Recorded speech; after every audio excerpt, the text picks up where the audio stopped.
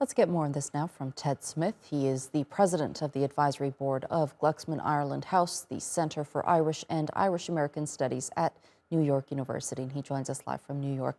Thank you for being with us on the program, sir. Now, what's your take on the political process of the Good Friday peace agreement? Because despite the agreement, there's still deep division. Yes, there are still divisions, but the guns have stopped firing and the killings have stopped. And that's a major achievement from 25 years ago. I was watching the reels from the Middle East earlier on your program and just reminded of how conflict can continue unless we make great efforts to stop it.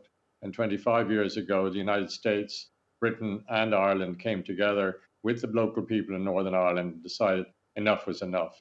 Enough people had died. And the essence of the Good Friday Agreement was to recognise the equal rights and loyalties of the British Unionists and the Irish nationalists, and that they would together work in an installment in the Parliament and across power sharing arrangement. Now, that's worked for a number of years, and some years it hasn't worked, and it's suspended right now. But we're very hopeful that it will resume soon and that people will go on about doing the work of politics, which is what? Creating a better life for everybody in society and making a difference. You mentioned that the parliament is suspended. What steps needs to be taken now, do you think, to bring more unity?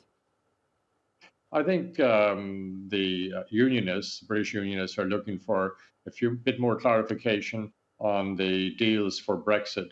That's to say, the arrangements between goods coming and going between Northern Ireland and Britain. And I think that can be done. These are some technical issues, can be managed with technology. And main thing is just to give people the space to get back together and make politics work. Right, and Brexit did have a great impact on Northern Ireland. Has the deal that Rishi Sunak cut with the EU, is that going to make things better or worse? It makes the Brexit makes it worse because when every part of Ireland, North and South, and Britain were parts of the European Union, we met in Brussels, we met in Strasbourg, we were able to have joint arrangements on everything, and the border seemed less important, and frankly, nationality seemed less important. I could be Irish and European, I could be British and European, but we were all Europeans together.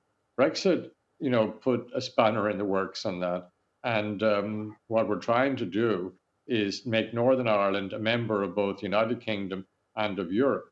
And it would have the best of both worlds because it would have tariff-free access for anybody investing in Northern Ireland from Turkey or elsewhere in that region. Hmm. And it's the only part of the world which would have dual access to both large markets.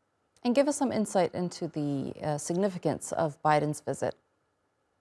It's extremely important. I mean, not since President Kennedy came to Ireland in 1960 have people been 63 actually have people been so excited about a U.S. president coming.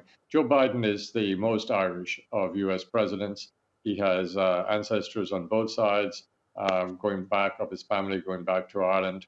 He quotes Heaney and Yeats and other Irish poets all the time, and it's just a big part of his political identity. And I think it's part of the way he operates as a politician. He believes in faith and he believes in hard work. He believes in honesty, and he believes in trying to make compromises and agreement in politics. He's been a senator for gosh, Hmm. 36 years, 8 years vice president. The man is one of the most experienced politicians in the world. All right, Ted Smyth, thank you so much for joining us here on TRT World and sharing that analysis with us. Thank you for having me.